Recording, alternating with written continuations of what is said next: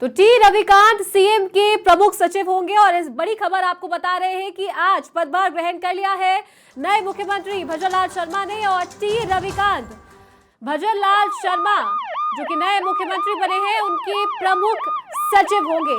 तो लगातार कई नामों की चर्चा की जा रही थी और अब इसकी घोषणा भी कर दी गई है कि टी रविकांत वो नाम है जो सीएम के प्रमुख सचिव होंगे। तो बड़ी जानकारी इस वक्त की आपको दे दें कि आज शपथ ग्रहण समारोह था।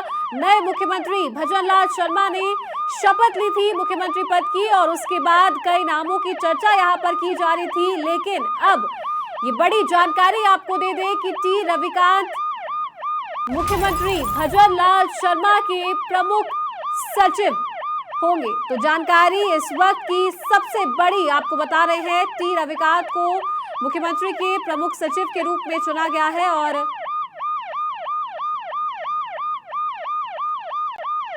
कई नामों की चर्चा की जा रही थी, लेकिन भजनलाल शर्मा ने आज मुख्यमंत्री पद की शपथ ली है। शपथ ग्रहण समारोह आज आयोजित किया गया था अल्बर्ट हॉल रामनिवास बाग के सामने।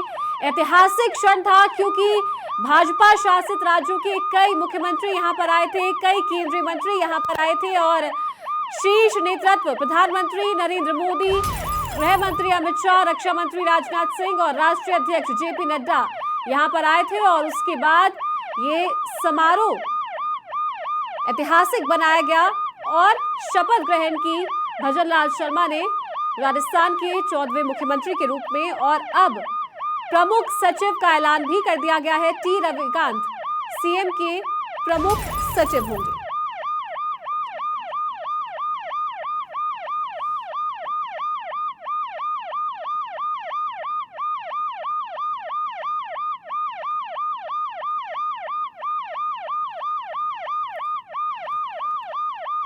तो लगातार ये खबरें चर्चा में थी कि नए ओएसडी का चयन किया जाएगा, प्रिंसिपल सेक्रेटरी का चयन भी किया जाएगा।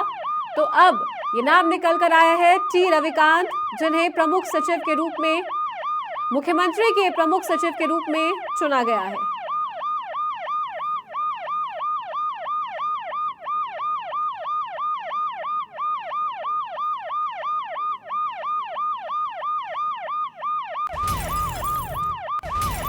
तो सबसे पहले समाचार प्लस पर आपको ये जानकारी दे रहे हैं कि शपथ ग्रहण के बाद प्रशासनिक फेरबदल भी हुआ है और पहली तबादला सूची भी जारी कर दी गई है। आईएएस टी रविकांत सीएम के प्रमुख सचिव होंगे और आईएएस आनंदी को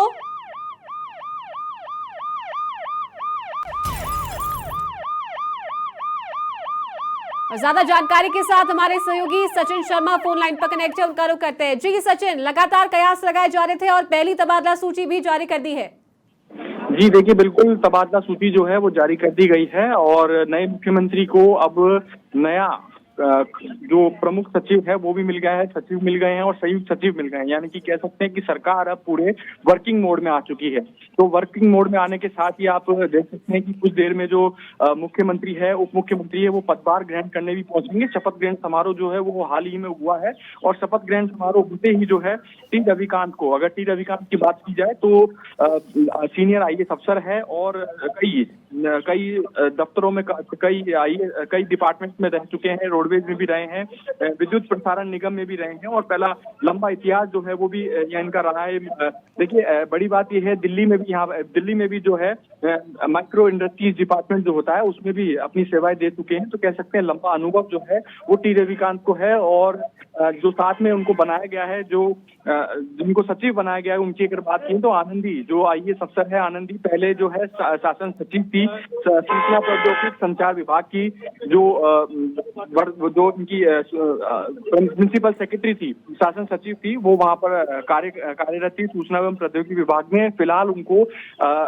अस्थायी कार्यभार जो है वो मुख्यमंत्री के सचिव का दिया गया है। साथ ही अगर बात की जाए डॉक्टर सौम्या झा की, जो आईएएस है, पहले की अगर बात करें तो परिचालन प्रबंधन राजस्थान ग्रामीण आजीविका विकास परिषद में कार्यरत थी और अभी उनको यहाँ पर संयुक्त सचिव मुख्यमंत्री के रूप में जो है यहाँ पर उनको कार्यभार दिया गया है। देखिए, अस्थायी कार्यभार दिया गया है अभी के लिए, कुछ दिनों के लिए। तो कह सकते हैं कि जो तबादला सूची पहली जारी होनी थी, तबादला सूची 3 नामों की सूची जो है वो यहाँ पर जारी हो चुकी है। जी चलिए सचिन, जिस तरीके से आज पहली सूची जारी कर दी गई है, तो लगातार कयास ये भी लगाए जा रहे हैं कि क्योंकि अब पदभार ग्रहण करने के बाद में और जो सूचियां हैं वो भी जारी कर दी जा सकती है और जो डिपार्टमेंट्स के प्रिंसिपल सेक्रेटरी है उन्हें भी बदला जा सकता है। जी देखिए, बिल्कुल सरकार आई है, नई सरकार आई है, तो नए सिरे से काम जो है वो शुरू होगा। तो कहीं ना कहीं आज पहली लिस्ट आई है, शाम तक हमको देखने को मिलेगी दूसरी लिस्ट, और कल जो है कल बड़ा फेरबदल आपको देखने को मिल सकता है, या आने वाले 2-3 दिन में आपको बड़ा फेरबदल जो है वो देखने को मिल सकता है। कहीं ना कहीं जो मुख्य सचिव है उनका भी कार्यकाल 31 तारीख को पूरा हो रहा है, तो कह सकते हैं कि नया मुख्य सचिव भी आपको देखने को मिलेगा और बड़ा फेरबदल जो है वो ब्यूरोक्रेसी में भी आपको देखने को मिलेगा। जी